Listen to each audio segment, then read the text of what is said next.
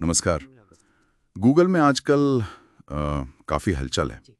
खबर आ रही है कि कंपनी हजारों कर्मचारियों को, और वो भी सर्च जैसे ज़रूरी विभागों में, बायआउट यानी कि क्या कहते हैं, स्वैच्छिक निकास का ऑफर दे रही है। हाँ बिल्कुल। और ये पिछले साल जो बड़ी छटनी हुई थी करीब 12,000 लोगों की, उसके बाद ये कदम आया है। हम्म।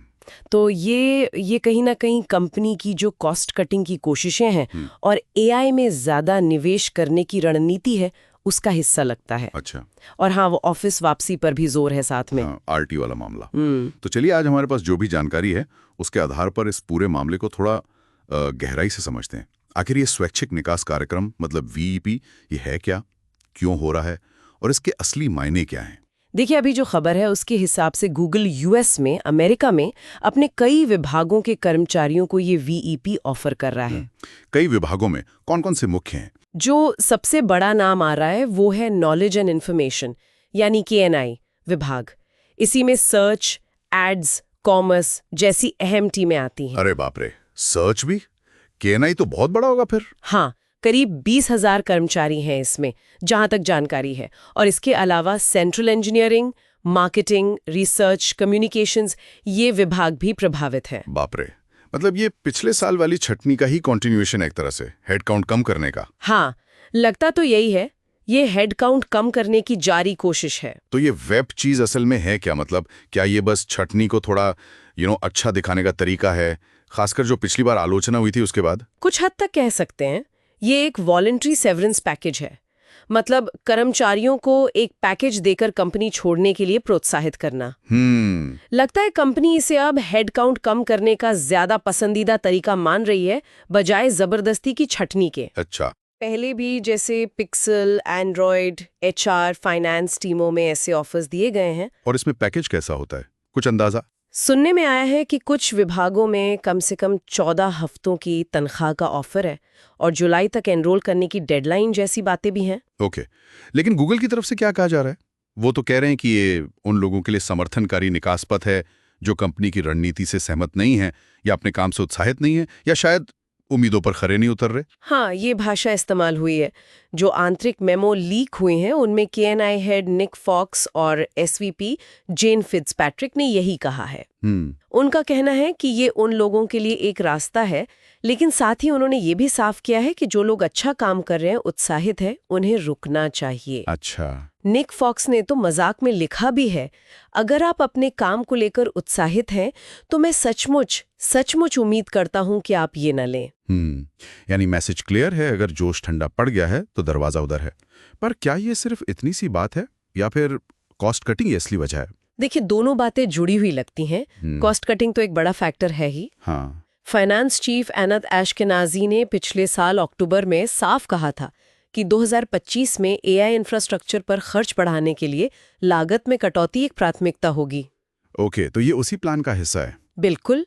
मकसद है ऑपरेशंस को स्ट्रीमलाइन करना, टीमों को सरल बनाना और एफिशिएंसी बढ़ाना। और ये सिर्फ बायआउट तक ही सीमित नहीं है ना, वो ऑफिस वापसी वाला एंगल भी है ना? हाँ, वो भी इसी से जुड़ा है।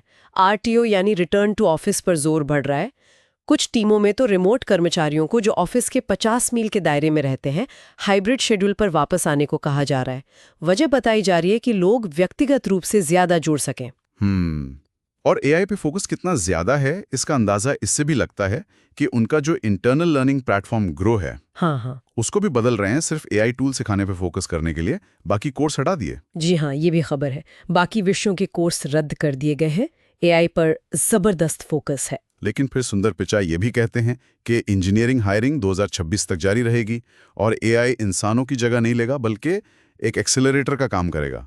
ये थोड़ा कंफ्यूजिंग नहीं है? एक तरफ निकास, दूसरी तरफ भर्ती। हाँ, ये थोड़ा विरोधाभासी लग सकता है, पर शायद वो स्पेसिफिक स्किल्स, खासकर एआई से जुड़े स्किल्स में हायरिंग जारी रखना चाहते हैं, जबकि बाकी जगहों पर या जहां उन्हें लगता है कि रोल की जरूरत नहीं है, वहां कटौती कर रहे हैं। अच्छा, कर्मचारियों पे इसका क्या असर पड़ रहा होगा? मतलब जाहिर है अनिश्चितता तो होगी। बिल्कुल, अनिश्चितता तो है।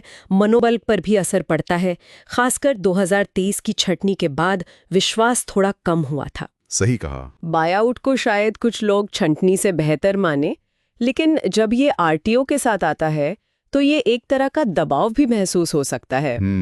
और क्या ये भविष्य में और छंटनी का संकेत हो सकता है, जैसे पिक्सल एंड्रॉयड में हुआ था? ये सवाल वाजिब है।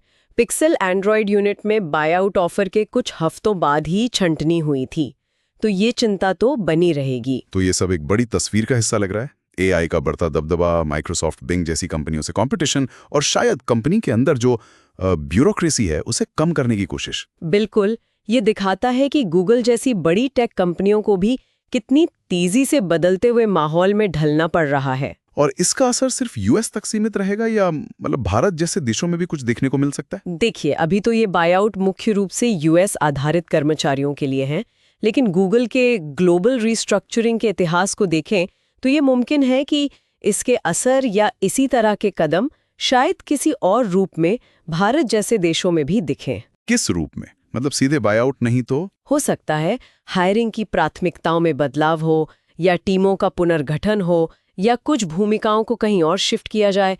गूगल की भारत में काफी बड़ी उपस्थिति है, तो यहाँ के टेक सेक्टर पर नजर रखना जरूरी होगा। सही बात है।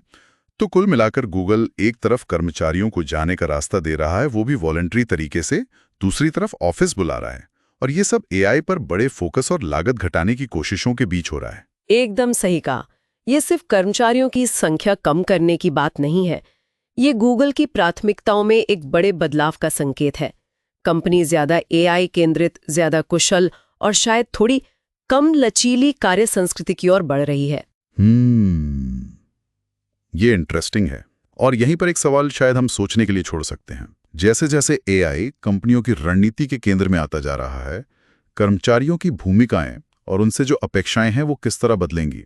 क्या भविष्य में ऐसा होगा कि कंपनी की रणनीति से सहमत ना होना किसी कर्मचारी के प्रदर्शन या कंपनी में उसकी जगह का एक महत्वपूर्ण पैमाना बन जाए? इस पर जरूर सोचिएगा।